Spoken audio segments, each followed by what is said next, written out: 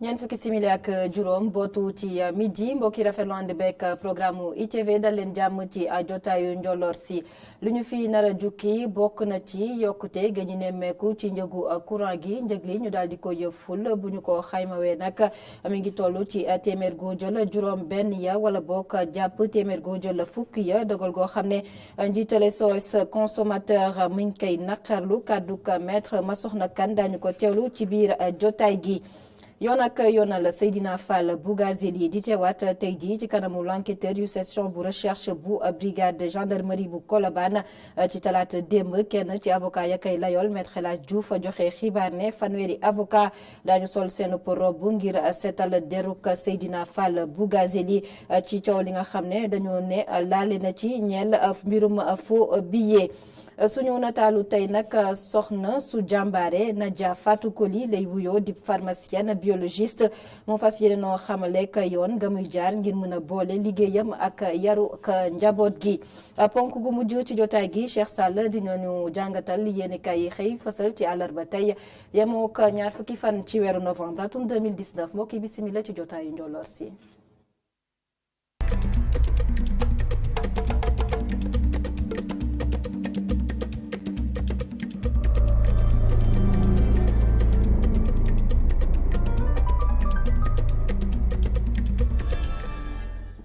gannaaw ba ñu leen nuyoo jotaay gi dañu koy doore ak njëgu courant gi la ñu ne ful nañu ko yokkute bi nag ñu nemmeeku ko ci téeméer boo jël juróom benn ya wa jàpp fukk ya loole nag di xibaar boo xamante ne nag ak jiite SOS consommateur moom nag ma ngi koy naqarlu maître Massokhna Kane la mu jàpp nag moo di mbir mi loole nag dogal boobu ñu jël nag du am njeexital goo xamante ne nag askan wi daañu ci yëg seen bopp ñoom ñi nga xam ne ñoom ñooy woy jëfandikukat yi maître Massokhna Kane ay kàddoom dañu koy teewlu ak téléphone Pape Alioune Sarr. bi ñu annoncé ni dañ koy yokk 10% ak dafa nekk loo xam ni lu metti la te lu naqaree nangu la mais nag bettuñu parce que am na ay weer ci ginnaaw non seulement état bi waxoon na ko junjoon nañ ko mais amoon na sax benn président association de consommateurs bu ñu woon affaire boobu c'est normal que consommateurs yi def effort lamb seen poche pour ci affaire électricité bi donc bu ñu yokkee électricité bi ñun duñu bett mais dañ koy naqaru parce que dañu teg loo xam ne li jaaduwul te yokk bi li ni moo ko waral dafa simple dañ ni Senelec dafa nar a jaay courant ak par rapport à ni mu koy jëndee dana ci def ay perte loolu ay prévision la maanaam loo xam ne dañ ko xayma foog ko pour le futur ñu ne prévoir nañ ni Senelec dana jënd courant ci année bi li mu koy jëndee ak li mu ko nar a jaayee dana ci perte boobu nag balay agsi nañu ko dabu en augmentant les tarifs donc augmentation tarif yi ñuy def de 10% ak 6% pour électrification grande puissance yeeg yooyu augmentation yi nga xam ne moom la ñu nar a teg suñu kaw actuellement pour compenser ay pertes futures yoo xam ne dañ ko prévoir rek te ni ñu defee augmentation bi mooy Senelec dafay def proposition ministre bi ci boppam ministre du pétrole moom mooy fixer taux augmentation yi ci ñoom li ñu def Senelec proposé ko commission de régulation daal di koy approuvé commission de régulation nag gis nañu ay at a ngi nii amul benn indépendance amul njëriñ askan wi moom nguur gi la fi nekkal te loolu il faut ñu wax ko parce que loolu la jëf. ñu waxtaanee yorin gi ñeel nag njiital bokk moomeel yi loolee nag gannaaw dàkk ga ñu dàkk bile jongante jorin bi ñu denk wàllum biir réew mi di Aly Ngouille Ndiaye joxe xibaar ne bés ba ñu jàpp yile jongante daañu ko waxtaanee seenu biir rawatina ñi nga xam ne ñoom la mbir mi laal rawatina itam ci biir dialogue national Aly Ngouille Ndiaye mi nga woon démb ca penc ma ci kanamu ndaw réew mi ngir waxtaanee itam bile jongante politique waaye itam lu jëm ci li nga xam ne moo jëm ci élection yooyee ak li nga xam ne moo di nag mandat bi nga xam ne mooy mandat ñii di jiite bokk moom li nga xam ne dañu ko yokk jamono ji fi lekk ñuy amal bi la jongante politique Aly Ngouille Ndiaye dañu koy teewlu ci micro ITV. yeneen mécanisme la ñuy def donc pour le moment paramètres yooyu d'accord guñ ci parce que te waxtaan bi jeexagul donc leneen bàyyi ñu continuer ci waxtaan buñ ci d'accord rek luñ ci mën d'accord ñu def ko. waaw ñoom d'accord nañ presque ci fukki poñ yoo xam ne lim naa leen bi ma nekkee léegi ci podium bi à l'Assemblée am na ñeenti poñ yoo xam ne d'accord guñ ci. am na ñu ne il faut ñu xoolaat naka la ñuy fale adjoint au maire yi ak vice-président conseil départemental parce que boobu amagul consensus. waxtaanee wàllum dëkkuwaay yeeg dëkkin bi rawatina ca Tivaouane Peulh ak ñi nga xam ne nag ñoo di askan nga fay yeewoo gannaaw nag ba ñu yàkkatee maanaam tojee yenn ci ay dëkkuwaay ngir jëfandikoo boobule place waa Descos defoon li ni mel nag laal na fi nga xam ne itam moo di Malika askan nga fay yeewoo ñoom itam jamono ji nag jaaxle nañu si seenub ëllëg rawatina ci seen wàllub dëkkuwaay bu daal njaac banlieue bu Ndakaaru. toll nañ lu ëpp téeméeri famille yoo xamante ne dañoo jot sommation jëm ci wàllum arrêt travaux ki leen ko jox di direction de surveillance de la conservation des sols foofee ca Malika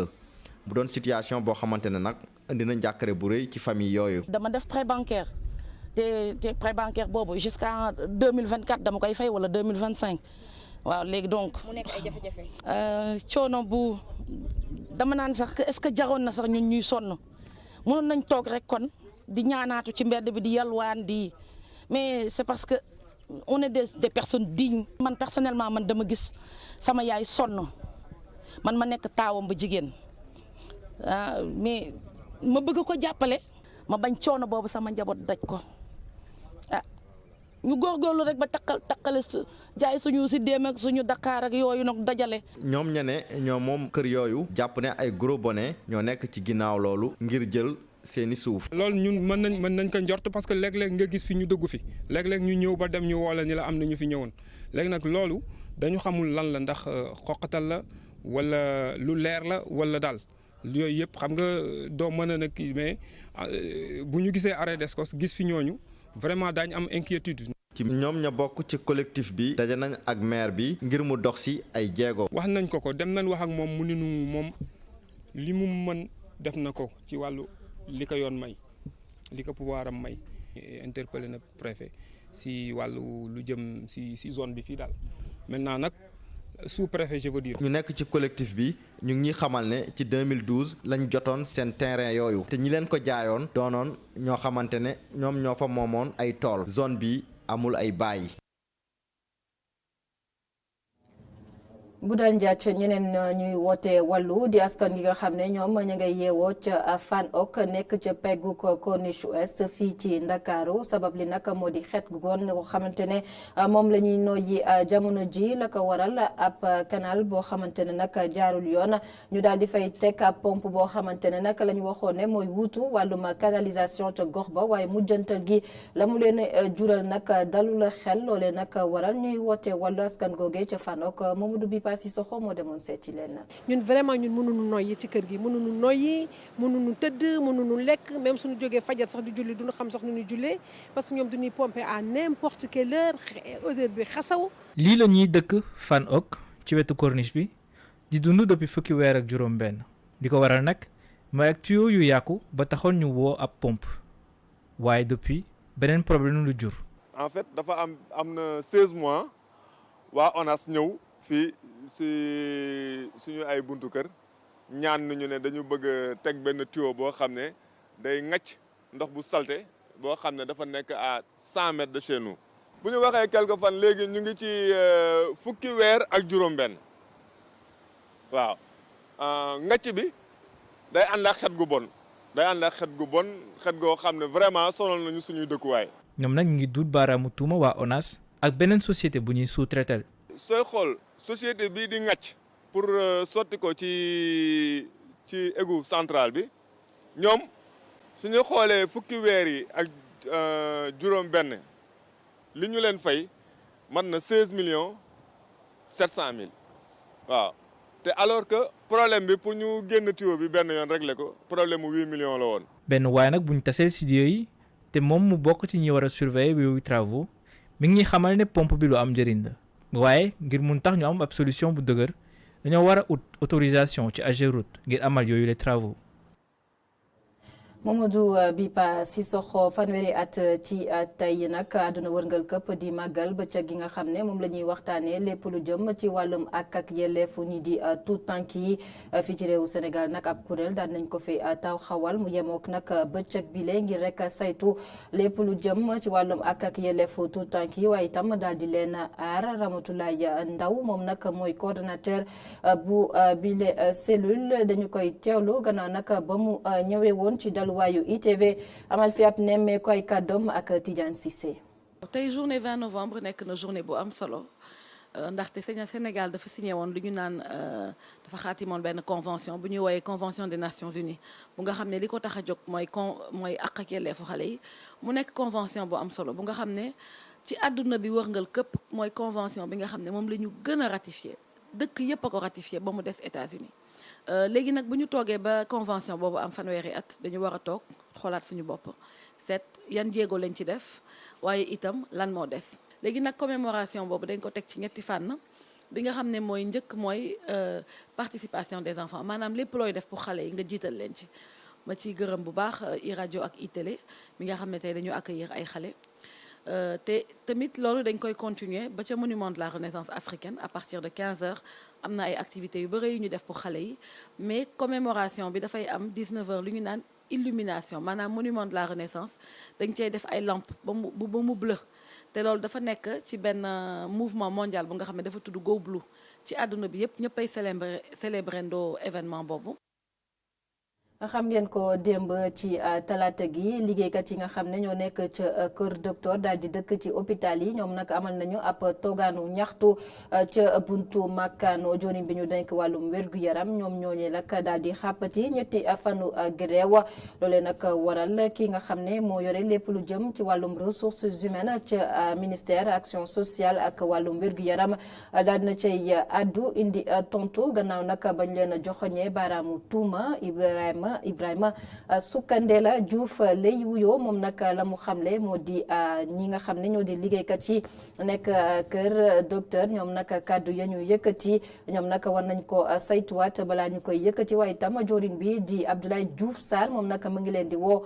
ci benn table ñu daal di waxtaan indi saafara ci jafe-jafe yee ñu daal di becci Ibrahima Soukandela Diouf dañu koy teewlu ak Alioune Guèye. bi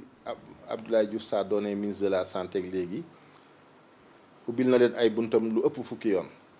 te loolu ñu ñëpp ko fekkee defal na leen loo xam ne kenn mosu leen ko defal it en tant que ministre de la santé fayal na leen inscription ren jox na ay ndigal ba nga xam ne ñoom ku si feebar ñoom ak seen njaboot dañ lay jël en charge faj la donc yenn saa yi ñoom dañuy juum seen njuumte dafay dem ba yenn saa yi day jéggi dayoo parce que affaire internat bii affaire statut bii ñuy wax mais ñun rek sequñu ko statut boobu tey bu ñu ko bëggoon jël ministère de l'enseignement supérieur dina toog ministère de l'économie et des finances dina toog ministère de la santé dina toog ñetti ministères yooyu ñoo ŋànk statut internat il faut ñetti ministères yooyu toog waxtaan weccante xalaat xool naka la ñuy def ba tëggaat ay statut yoo xam ne dina ànd ak jamono pour que interne yi gën see mën a gis seen bopp mais loolu ministère de la santé mënul tëb rek ne changé naa statut yi léegi nii la kon nan xam ne ñun jéego yu ñu def yëpp ñu ngi koy def ñu ngi def ay réunion ñu ngi leen di gis ñoom ñu ngi ñëw ñun ñu ngi invité professeur université yi ñu ngi waxtaan ak yeneen ministère concerné yi pour ñu xool naka la ñuy fexe ba loolu mu sotti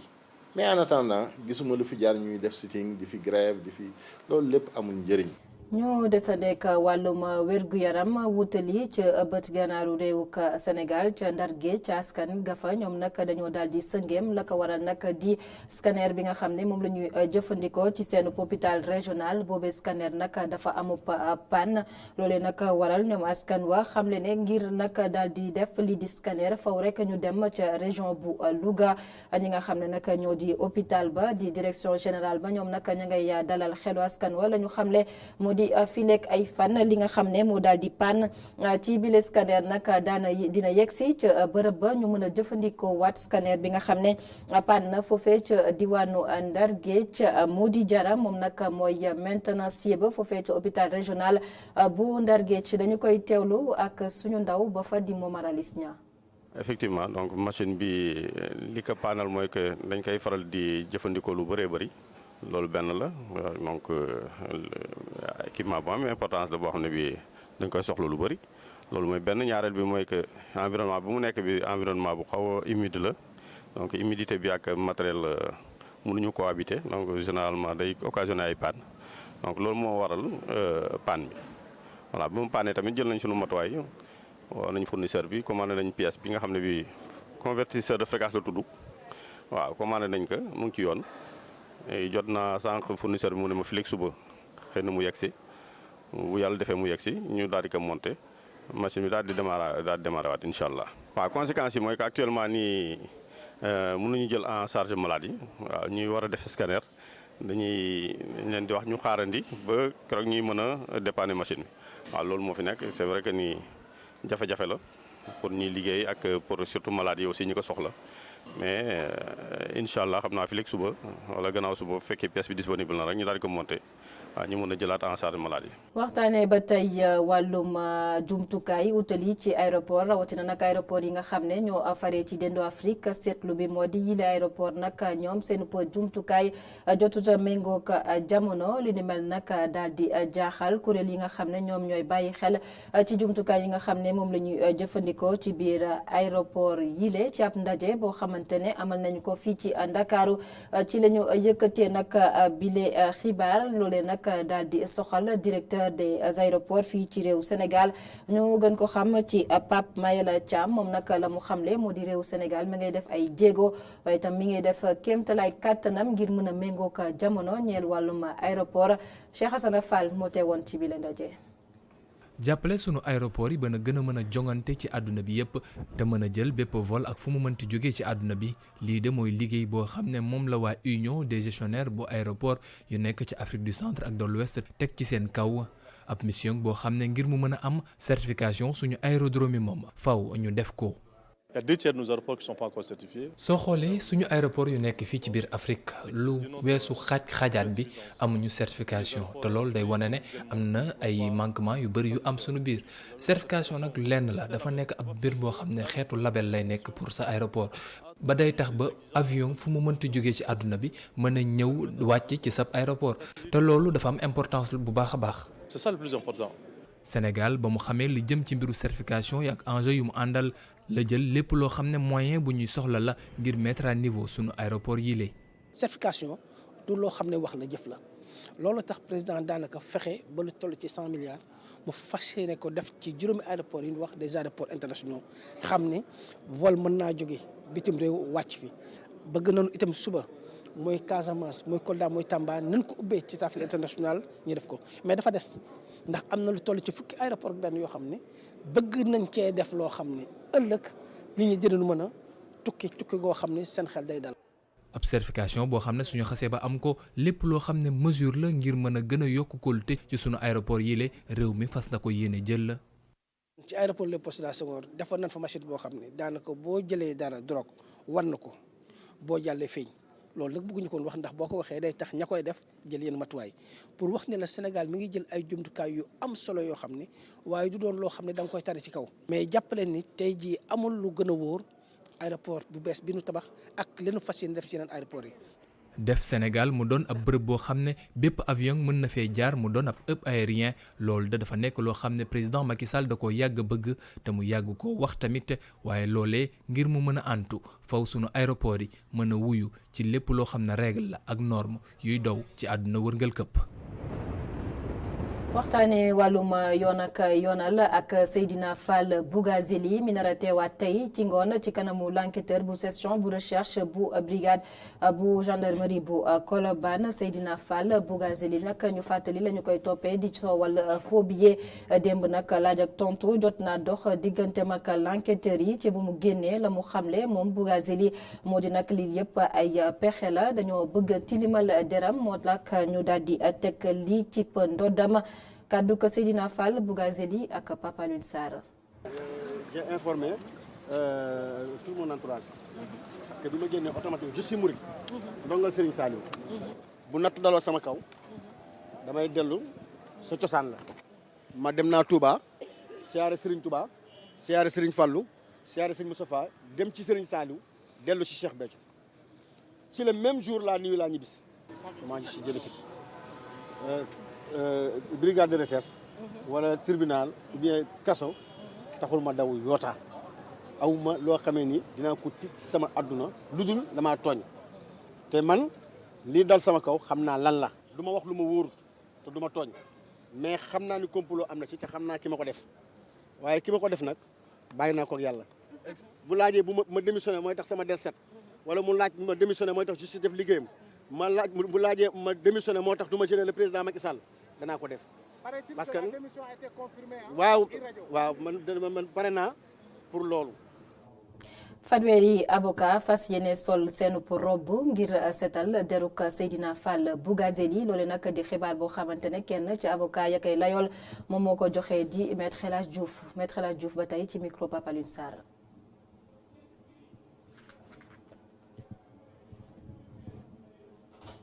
ànd ak avocat léegi nag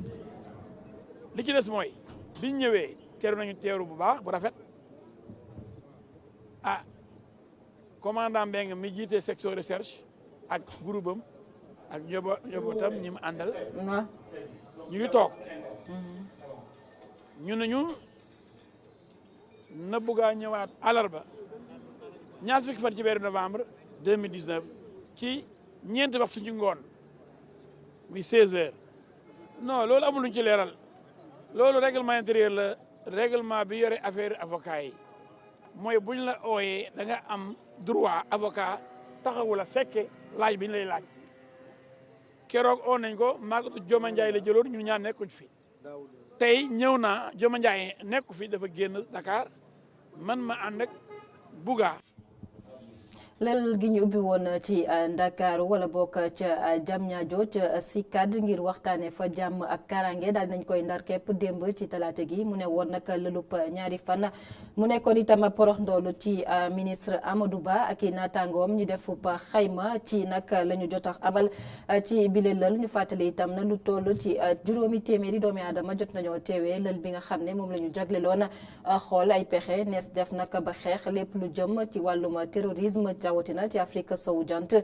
ñu dellusiwaat ci bile waxtaan ànd ceeg Cheikh Sall. gën a dëgëral mandat wu ñu duppee ay casque bleu nekkoon na loo xam ne moo gën a fës ci forum bi ñu doon amal fii ci diwaanu Ndakaaru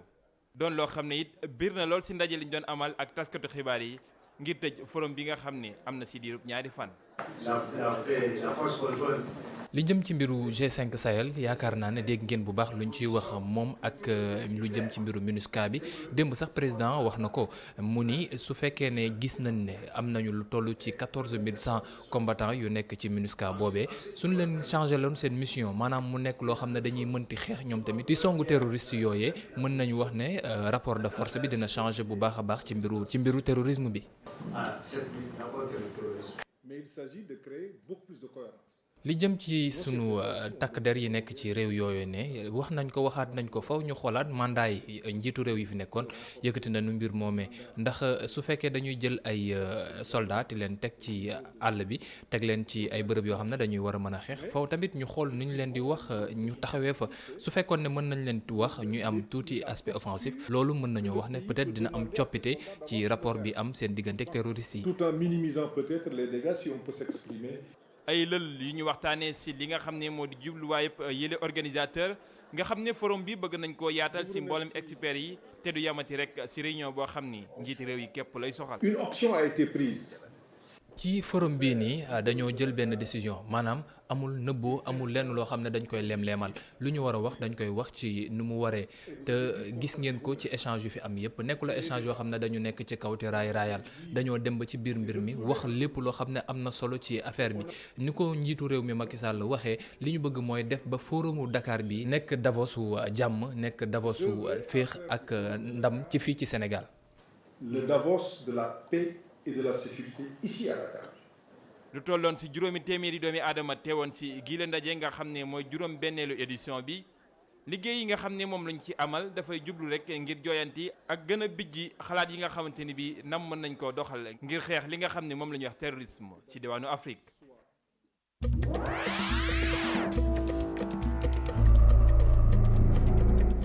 Mali la ñuy dooree xibaar yi bi ci réew yi waxtaanee ba tey wàllub terrorisme ak nag limu ñi faatu ci cong bi nga xam ne amoon na ci diggante frontière réew Mali ak réew Niger jamono ji nag daal dinay yokku toll na ci fanweeri soldat mu di cong boo xam ne nag dañoo xamle woon ne ay jihadiste ñoo ko daal di amal ca penkuk réew Mali xibaar boo xam ne nag bi ngi bàyyeekoo ca ñoo yore wàllum karange ca réew ma di Mali kon ci fàttali l'armée bu réew Mali joxe woon ab xibaar ci ayubés yi ñu génn kon xamle woon ne lu toll ci ñaar fukk ak ñeenti doomi aadama di ay militaire ñoo ñàkkoon seen bakken kon tey jii limba daal di yokku dem ba fanweeri soldat gannaaw Mali wutali Burkina Faso foofee tam nga xam ne ñii di jihadiste yi ñu ngi wëy di fa teg der waral nag réewu France nag ma ngay artu ay doomam rawatina ñi nga xam ne ñoo di touriste yi ngir ñu moytandiku réewuk Burkina Faso nga xam ne nag ci atum 2015 ba ndegani si nag ay cong ñu ngi ko fay nemmeeku ay doomi aadama yu bëri di ci ñàkk seenu bakken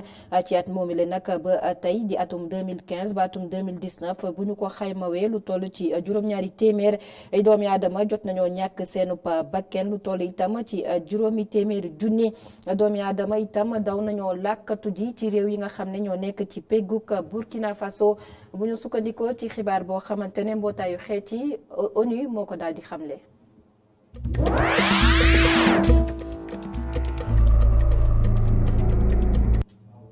Nadia Fatou Koli lay wuyoo mooy suñu nataalu tey di soxna su jàmbaare di yëngu ci wàllum pharmacie waaye tam ci wàllum biologie moom soxna soosee nag def jàng gu am solo waaye tam te yàgg waaye terewu ko mu daal di jor njabootam ci na mu waree mu di ko xamante ne ab royukaay la ci soxna yi ne fii ci réew Sénégal nataalam ak Babacar Dia. Biologiste pharmacienne nekk itam jàngalekat ci UFR santé bu université bu Thiès Nadia Fatou Koli cofeel gi mu am ci lépp lu aajowoo santé mu ngi ko jëlee ci kii di waajuram bu góor. li tax ma bëgg a def déjà domaine santé ci sama entourage la ba ma doon gis sama papa muy jàppale nit ñi côté boobu bien que nekkul woon médecin mais bi ma ñëwee ba ci université bi nag ci laa xam ne man sama place mooy. biologie nga xam ne dañuy jàppale médecins yi suñu devant toute suspicion maladie bu mu mënti doon nan lañ leen mën a jàppale pour que ñu confirmer seen diagnostic jël maladie en charge. gannaaw gi bi mu doone biologiste Nadia Fatou Koli di amal ay jàngat ngir xam lan mooy waral infection yi nga xam ne moom la tout tànk yi di am bu ñu juddoo. sama recherche yi may amal ci nan la ñuy def ba am ay jumtuwaay yoo xam ne dinañu may permettre ñu mën a xale boo xam ne dafa am infection nouveau-né yi entre 0 ak 28 jours nan la ñuy def ba ñoom bu ñu amee infection ñu mën poser diagnostic bi ci nu mu gën a gaawee pour jël ko en charge. nekk doomu pharmacien am jëkkër pharmacien Nadia Fatou Koli am ñaari tuut tànk amul benn problème ci boole lii di liggéeyam ak toppatoo njaboot gi. lépp lii la rek organisation mais aussi il faut reconnaître que bu nekkee yow dong doo ko mën donc sama jëkkër mi ngi ma ciy jàppale bu baax parce que moom aussi mi ngi ci biologie bi domaine biologie bi sama famille samay waajur aussi ñu ngi may jàppale saa yi ma ko soxlawee ñu ngi fii pour man ak pour samay doom. si bu ñu sukkandikoo si Nadia Fatou Koli nga xam ne moom biologiste la nguurug Sénégal war na amal ay pexe ngir xale yu jigéen yi gën a ñeme lii di matière scientifique yi. Boubacar Dieng kon ñu yegsi ci ponk gu mujj ci jotaayu xibaar yi ànd ceeg Cheikh Sall mu jàngatal ñu li yéene kay xëy fasal tey.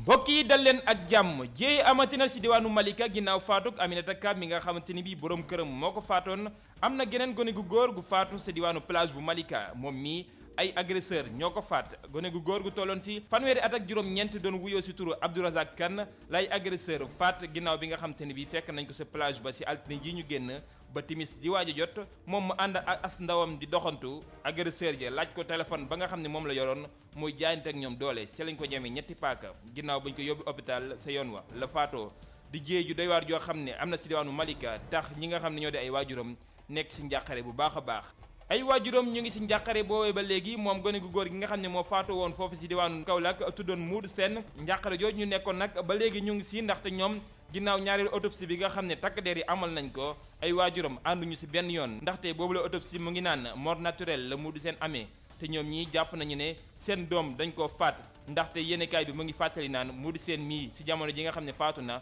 moo di dañ koo jaawale woon ak ab sàcc dóor ko ba mu faatu foofu ci diwaanu Kaolack te monté ab élève rek bu tolloon ci fukki at ak juróom benn tax ñu ne seen doom duñ ko suul fekk waxuñu leen dëgg gi dëgg nan la demee lu waral seen doom faatu di jéey ju doy waar yoo xam ne amoon na foofu ci diwaanu Kaolack li doy waar dëgg bañ koy jaawaleeg film bii di Prison Break kay mu ngi amee ci diwaanu Sandaga Libération xëy di ñu nettali ni nga xam ne noonu la jéey yi demee ay prisonniers ñoo rëcc ñi nga xam ne ñoo di takk der ya foofu sa marché ba ñaar ne puccat daw réer mër ñi nga xam ne ñoo di takk der yi ba léegi kenn tegu leen bët mbir mi nag ni mu demee buñ sukkandikoo ci Libération moo di dañoo amoon retour de parquet ñoom ginnaaw bi ñu leen di àttee di leen yóbbuwaat fi nga xam ne moo di commissariat bu port oto ba prisonniers yi fa nekkoon yëpp daal di génn tas sa biir marché ba ñenn ña takk dere jàpp leen ñaar si ñoom ne mes ne menteng ba léegi kenn tegu leen bët muy jéey ju doy waar bu ndaar yi neexoon wiiri du am waaye wiiri jaari ndaar yi Seydina Fall delluwaat na ci section de recherche bu Colobane ginnaaw ñaari njuuy yi nga xam ne moom la leen amal turbine yéene kaay naan Bougazelli egsi na nag di wax dëgg-dëgg lan moo waraloon wuy jiwut woon ñaari woote yi naan dañ koo complot di weddi it tuuma yi nga xam ne moom lañ teg ci daram naan moom mii